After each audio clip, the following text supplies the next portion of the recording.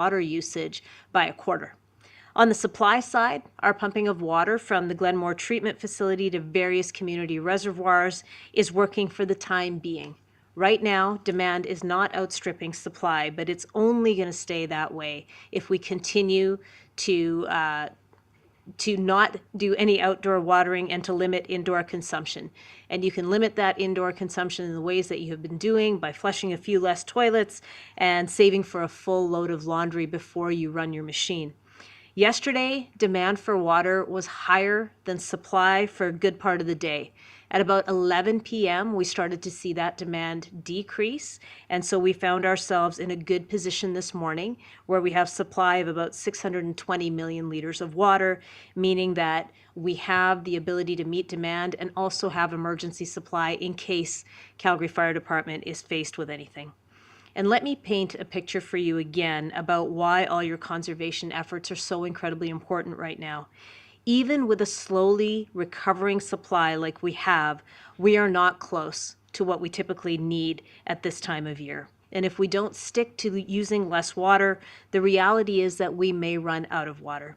You could end up turning on a tap and nothing will come out. That is the reality. It's not a scene out of a movie anymore. And I don't say this to scare people, but I think it is incredibly important for us to understand how serious the situation is right now.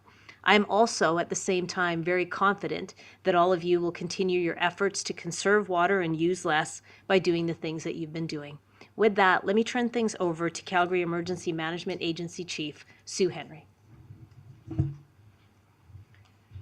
Thank you, Mayor. And thank you, Calgarians, for making a significant difference in helping us conserve water. We are not out of the woods yet, but because of your efforts, we were able to keep up with reduced water demand as of now and as the work continues on the repair. I wanted to thank you again for everything that you've been doing to save water. As a reminder, some of the things that you can do: shorten your shower. Adopt the Navy shower technique and limit your shower to 3 minutes or less. Turn off your taps as you're brushing your teeth, washing your hands, or shaving.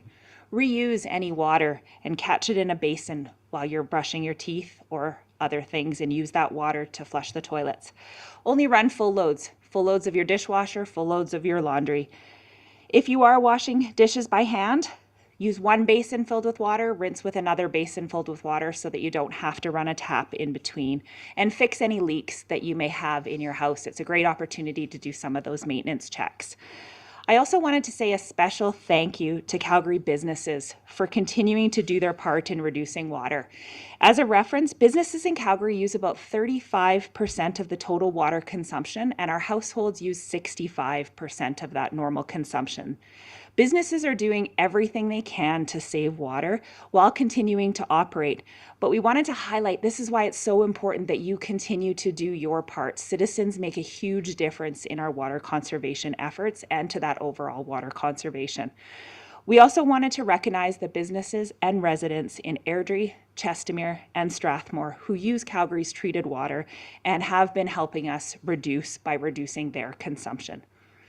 The Boil Water Advisory is still in effect for the community of Bowness, and we ask that residents in Bowness continue to boil your water, bring it to a rolling boil for at least 1 full minute prior to any consumption, and you will find water wagons still in the community of Bowness. As of this morning, the City of Calgary has helped the Bowness Community Association and delivered 8,200 bottles of water to help in their incredible community efforts of neighbors helping neighbors. Since the fire ban last week, there have been 109 calls about fire pits and other illegal burning activities. This is a bit of an increase in calls over the weekend, and we'd like to remind Calgarians that gas and propane fire pits are not permitted during a fire ban.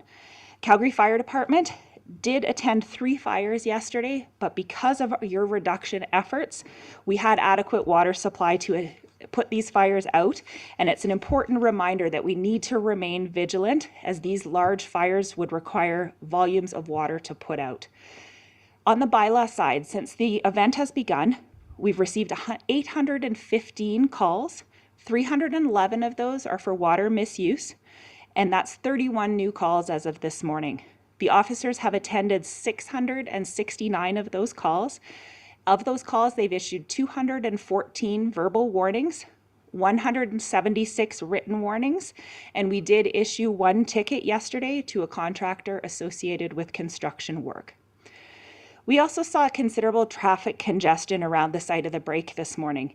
This is expected to continue through the week, so if you are able, please plan your commute. Plan an alternate way to get to work, consider working from home, or leave extra time for travel. Since the break, Calgarians have showed your support in so many ways, and we appreciate that so much.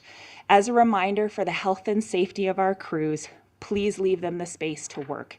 We do our best to provide all of the updates and all of the good wishes that you're providing to us for those frontline crews, but please continue to provide that through 311 and don't visit the site. With that, I will pass to Director Mackay. Thank you and good afternoon. I'd like to start off by thanking the crews, the engineers, the plant staff, and other dedicated staff who are working 24/7 to repair the Bears Paw South feeder main and restore normal water supply across our city. Also, a huge shout out to my colleagues in Mobility and Roads for the drone footage and our communications staff for getting that out there for folks to see. Lots of comments out there on the scale and scope, and I think it's been great for folks to see what we've been dealing with. In addition, I'm very grateful to the Calgarians and our local region as well, local businesses who've been so very patient while we are working on these repairs.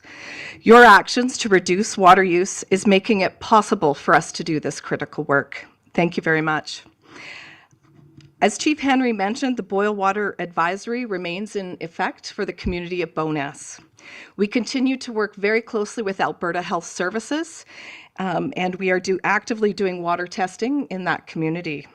A reminder, though, that we continuously monitor and test our drinking water throughout the city, throughout our water distribution network that provides drinking water to each and every community across our city. Please know that water quality remains high and it either meets or exceeds all the regulatory parameters. Our drinking water is safe to drink. As of this morning, some of you may be asking or curious about, there was a small break in Bowness on 32nd Avenue. There's approximately 21 homes that are affected by that break, and our crews are on the scene right now. This is not related in any way to the feeder main break. Small breaks are not unusual. Typically, we see 200 main breaks over the course of an entire year in our distribution and transmission system each year. Our system is over 5,000 kilometers of underground pipe that we often don't think about out there in the city. You may be wondering how Calgary stacks up with other large municipalities. We participate in benchmarking with our colleagues across Canada, and Calgary's main break count is lower than the municipal average that's reported. And so you're aware, our target is to get folks, when that occurs, back into water. Our target is for under 48 hours. And you can always get the latest updates on calgary.ca /water outages. With that, I'd like to remind you of where we are. I showed this yesterday of some of the work that we have completed. We are still actively assessing the condition of the pipe and removing the damage. And with that, some of the completions and timelines, I've asked my colleague Chris Houston, who is the manager of our drinking water distribution system, to provide more details on the repair. And so I will turn it over to Chris. Thank you, Nancy. So yeah, I just wanted to provide an update on what's going on at the site, some of the work that we've done previous to this, what we're doing right now, and then what we can expect in the next couple of days. There has been some curiosity about some maintenance work that we did back in April and whether that's related to what's happening here now. I just wanted to talk about some of the work we did back in April. Back in April, we did shut down a segment of the pipe. It wasn't this segment, but it was for routine maintenance to replace some air valves that are on that pipe. And air valves are just on the main to release air that gets into the pipe. So we did that work back in April and put the pipe back in service. We had a plan to shut it down again in December to do another segment. And then, of course, we had this break. And so we're doing some of that work now. So it's an opportunity to get some of the more difficult to access maintenance work done while this pipe is shut off. We're working on a There's an access point and a couple more air valves that we've got to get done, and we're doing that in conjunction with the work that we're doing now. Do we have the picture of the pipes? Yeah. So there's also been curiosity about the picture that's been circulating of the pipe and the wires that you see in the pipe. It appears that the pipe is wrapped in wires, so there's been speculation of what is that about. So I just wanted to show side by side kind of what the parts of this type of pipe. This is called a pre-stressed concrete cylinder pipe. And so it's made up of it's got a concrete layer inside, it's got a steel can around that concrete layer. There's more concrete around that, and then there's these pre-tensioned wires that wrap it, which give the pipe the strength that it has. So that allows the increased pressure that we have running through this pipe. And so when the pipe has failed in the way that it does, the concrete part on the very surface is obviously gone in this section, and that's the wires that you see. The wires are what are built into that diagram that you see there. Those are the pre-stressed wires that give the pipe strength. So that's what you're seeing in this picture. It's all part of the pipe construction. It's not a previous repair or anything like that. It's just how the pipe was made and how it's constructed. So I just wanted to clarify that because there's been some discussion on that piece. All right, so what are we doing right now? So yesterday we removed a section of pipe. There's 2 pipe links that were being removed. We had to cut some holes, coupons out so that we could actually maneuver the pipe to get it out. So you can see in the picture, this is one of the main pipe section in the middle being removed. And then we have 2 additional pieces to remove, which are actually already out. They've just removed the second piece there.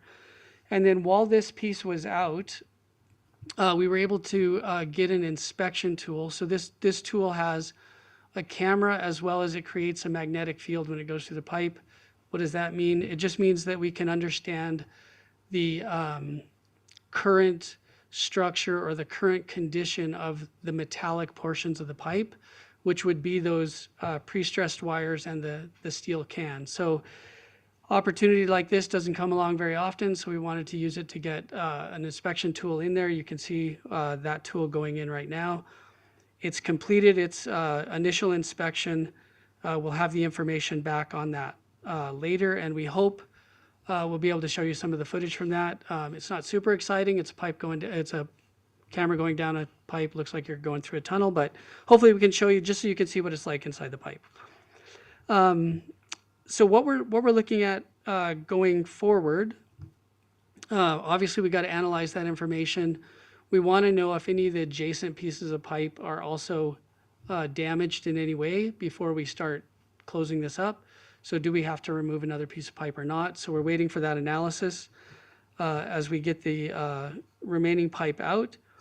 We're also we're building out the timeline for what this looks like once we get the new pipe in, and then we've got to start filling the pipe and get everything back in service. So we've got that plan drafted, and we're looking at what that's going to look like. Our main priority, again, is to return it in a safe way and that we can maintain safe and reliable drinking water. We're also, as Nancy mentioned, we're working on getting the boil water advisory lifted in Bowness. So you may have seen crews out. If you live in Bowness, you may have seen crews out collecting samples and doing some flushing. That's what they're doing right now to test the water quality, and then once those samples come back, we'll sit down with Alberta Health Services and decide whether we can lift that boil water advisory. So more to come on that. And now I'll hand it back to the mayor. So everyone, you can see that we've got some pretty incredible experts here who are working hard to get water turned back on in Bowness. Lifting the boil water advisory is something that we're really striving towards. So thank you to the teams that are working on that. And remember, in closing, that outdoor water restrictions remain in place, and doing the things that you have been doing, like taking shorter showers, not rinsing your plates before you put them in the dishwasher, and not flushing every time you use the toilet. Those things are all working very well right now. And a very big thank you to the water teams at the city for getting information about demand and supply out early in the day. And I also very much appreciate the fact that the communications team has then been able to take this information and prepare visuals for the public.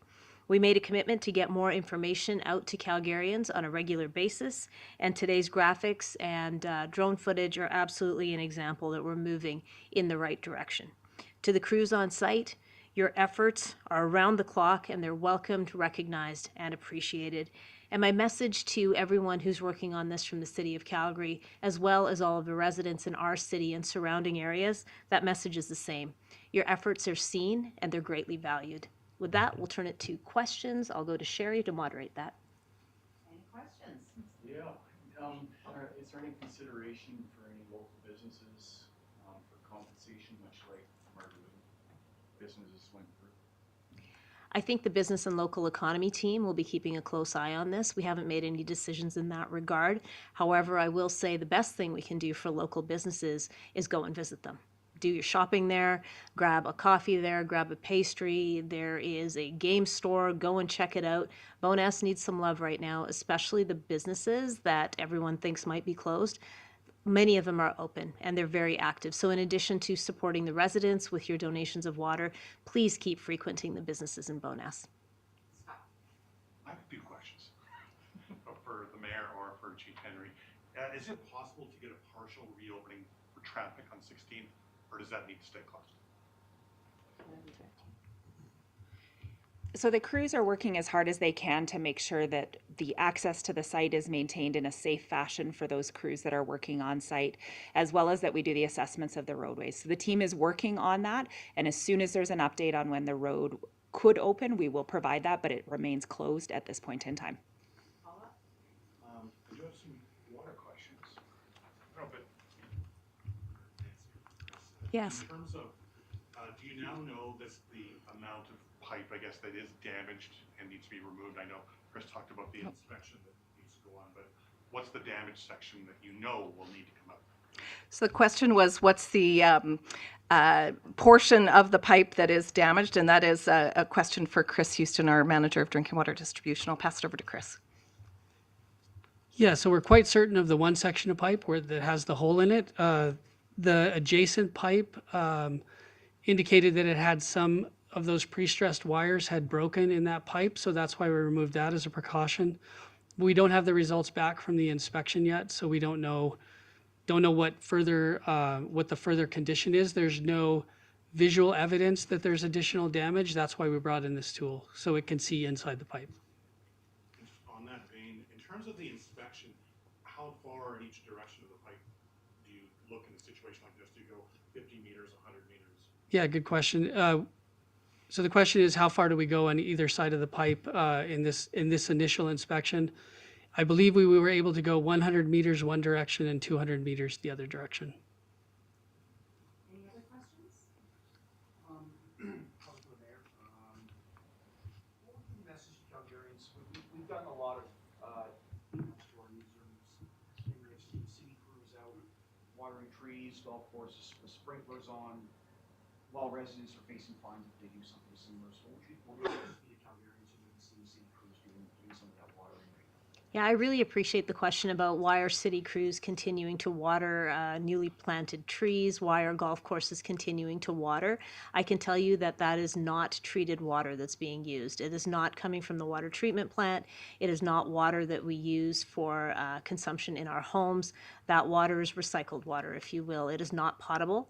And so the golf courses for quite some time now have been using their sprinkler systems in a manner that does not draw on our water supply. And the trucks that you see that are out watering trees, they are not using potable water either. Anyone else? Yeah, see you again.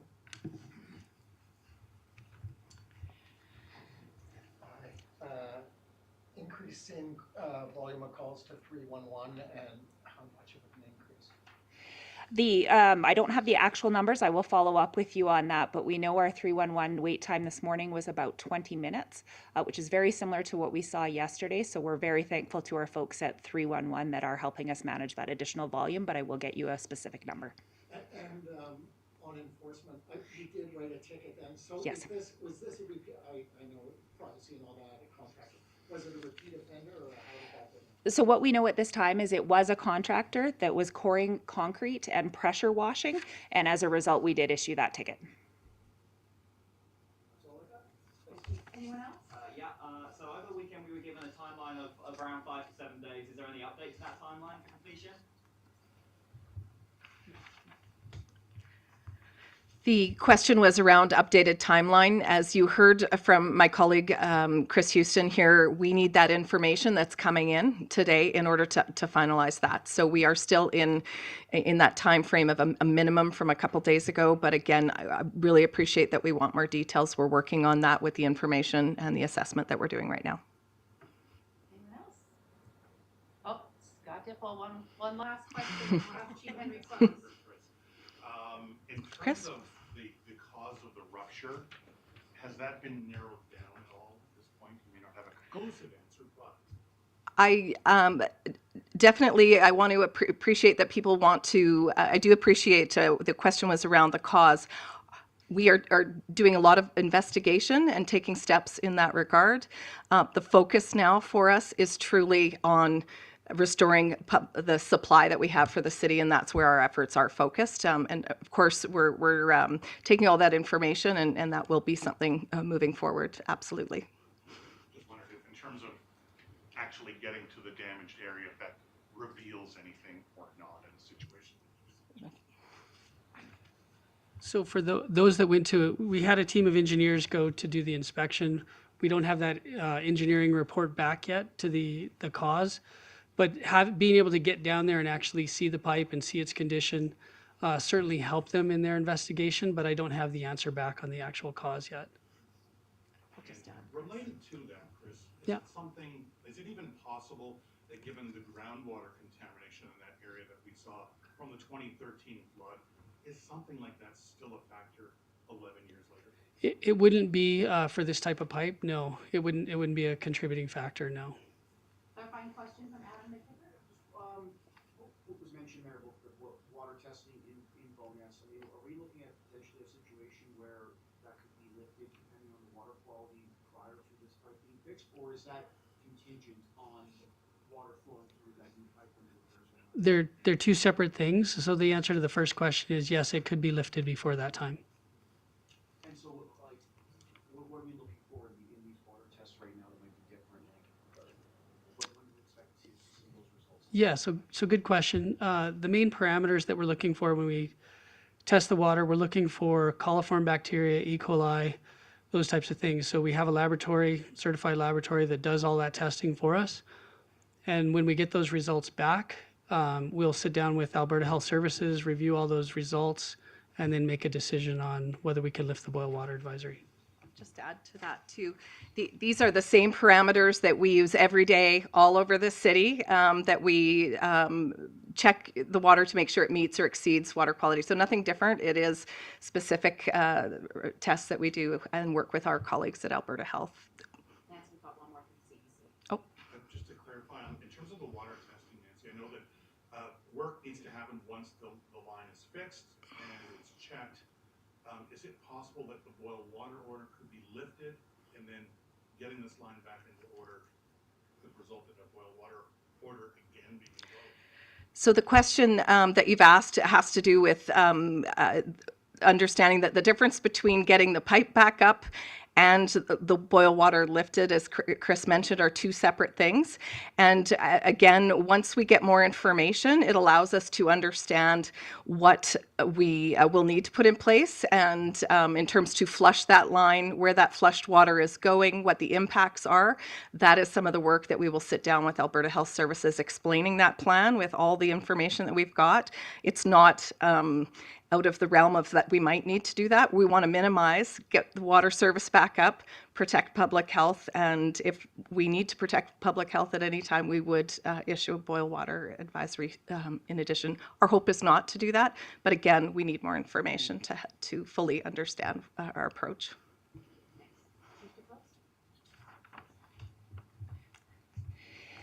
Thank you to all Calgarians, all businesses, and all of our regional partners. I think we've proven over the last week or so that every single drop counts, and that when we all work together towards a common goal, we can make a huge difference. I also want to say that Calgary has an incredible team of people that are working on this 24/7. They're working around the clock, they're working in stressful conditions, and they've got the weight of the city on their shoulder, and they are giving it everything that they can, and I am so proud of the teams from the city of Calgary.